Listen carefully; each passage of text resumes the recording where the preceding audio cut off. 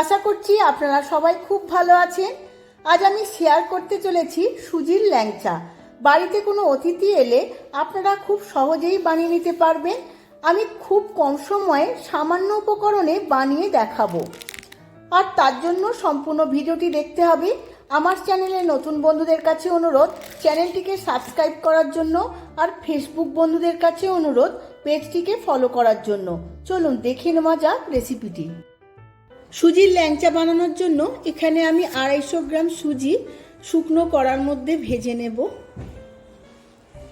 আমি ফ্রাই প্যানে সুজিটা নিয়ে নিয়েছি।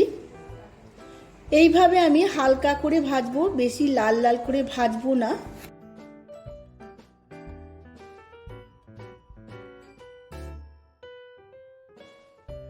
সুজিটা আমার হালকা করে ভাজা হয়ে গেছে। এখন রুম টেম্পারেচারের আমি 250 থেকে 300 গ্রাম লিকুইড দুধ নিয়ে নিয়েছি। এই সুজির মধ্যে ঢেলে দেব।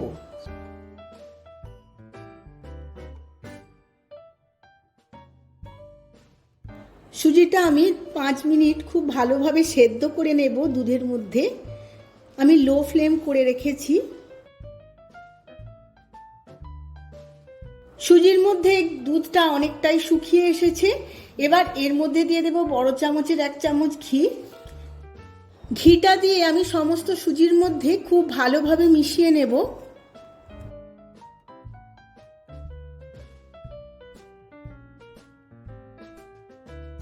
সুজিটা অনেকটাই শুকনো হয়ে গেছে। এবার আমি চাপা দিয়ে 2-3 মিনিট রেখে দেব। এই সময় গ্যাসের ফ্লেমটা অফ করে দেব। অপরদিকে একটা কড়া বসিয়ে নিয়েছি। এবার আমি শিরা বা রসটা বানিয়ে নেব।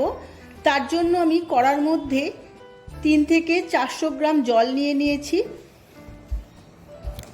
এরপর আমি 2 বাটি চিনি দিয়ে দেব। চিনির ওজনটা আমার 400 গ্রাম। এবার এইভাবে জলের মধ্যে চিনিটা খুব ভালোভাবে মিশিয়ে নেব। চিনির রসটা আমার অনেকটাই ফুটে গেছে। এবার এর মধ্যে দিয়ে দেব 3-4টে ছোট এলাচ, আমি যেটা থেঁতো করে নিয়েছিলাম। এবার আরো কিছুক্ষণ ফুটিয়ে রসটা আরো একটু ঘন করে নেব। চিনির রস বা শিরাটা আমার একদম রেডি হয়ে গেছে। গ্যাসের ফ্লেমটা আমি অফ করে দিয়ে সাইডে সরিয়ে রাখবো। সুজিটা অনেকটাই ঠান্ডা হয়ে গেছে। এবার ফ্রাই প্যান থেকে আমি একটা অন্য পাত্রে ঢেলে নেব।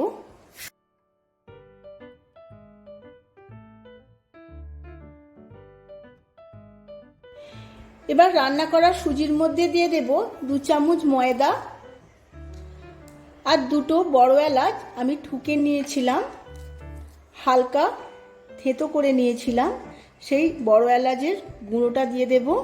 যেহেতু এটা ল্যাংচা হচ্ছে, ল্যাংচা বা পান্তুয়াতে বড় এলাচটা খুব ভালো একটা সেন্ট এনে দেয়। আর দেব 2 চামচ গুঁড়ো দুধ। আর সবার শেষে দেব ছোট চামচের 1/2 চামচ বেকিং পাউডার।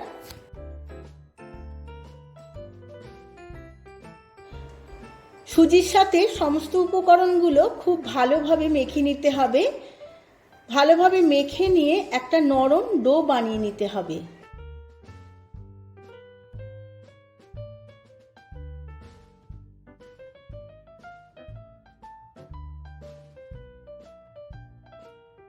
খুব ভালোভাবে মেখে নিয়ে একটা নরম স্মুথ ডো বানিয়ে নিয়েছি। এবার আমি ছোট ছোট করে লেচি কেটে নেব।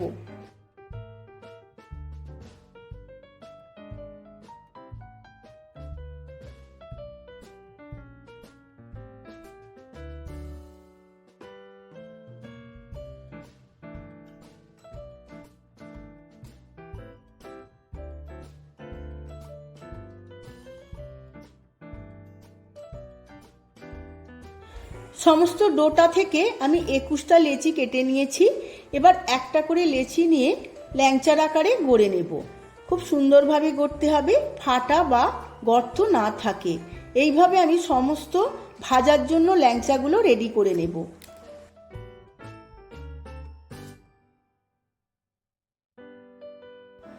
সমস্ত লেচিগুলো থেকে ল্যাংচা গড়ে নিয়েছি।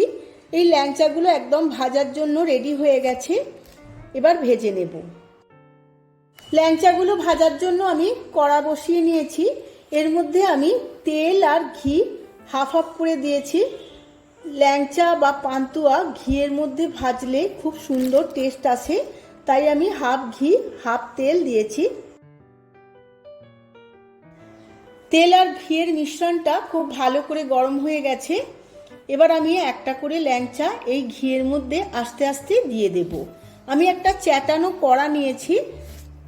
এই চ্যাটানো কড়ার মধ্যে ভাজলে ল্যাংচাগুলো ভাঙার কোনো সম্ভাবনা থাকবে না, কিন্তু গভীর কড়ার মধ্যে ভাজলে ল্যাংচাগুলো ভেঙে যেতে পারে। ল্যাংচাগুলোর এক পিঠটা একটু হালকা ব্রাউন হয়েছে। এবার আমি সমস্ত ল্যাংচাগুলো খুব সাবধানে উল্টে নেব। এইভাবে উল্টে পাল্টে গোল্ডেন ব্রাউন করে আমি সমস্ত ল্যাংচাগুলো ভেজে নেব।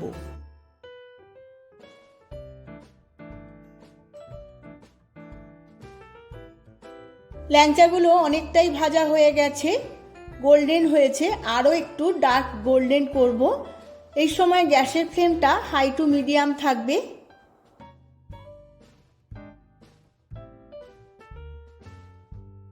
ল্যাংচাগুলো আমার একদম ভাজা রেডি হয়ে গেছে।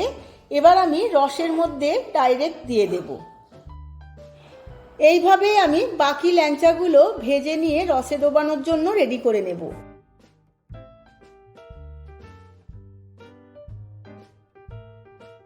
আমার বাকি ল্যাংচাগুলো ভেজে রেডি হয়ে গেছে রসে ডোবানোর জন্য। আমি রসে দিয়ে দিয়েছি সমস্ত ল্যাংচাগুলোই। দেখুন বন্ধুরা, রসে ডোবানোর পর আরও বেশি ডার্ক হচ্ছে। এবার এইভাবে আমি 5 মিনিট ভালোভাবে ফুটিয়ে নেব। দেখুন বন্ধুরা, রসে ফোটানোর পর কত সুন্দর ফুলে উঠেছে। এবার আমি গ্যাসের ফ্লেমটা অফ করে দেব। এইভাবে আমি আধ ঘন্টা রেস্টে রেখে দেব, তারপর সার্ভ করে নেব। আমি সার্ভ করে নিয়েছি সুজির ল্যাংচা। খুব সুন্দর দেখতে লাগছে, খেতে তো খুব ভালো হয়। আপনারাও বাড়িতে অতিথি এলে বা যে কোনো সময় খুব সহজেই আমার মতো করে বানিয়ে ফেলুন আর সবাইকে তাক লাগিয়ে দিন। ভিডিওটা যদি ভালো লেগে থাকে ভিডিওটিতে প্রচুর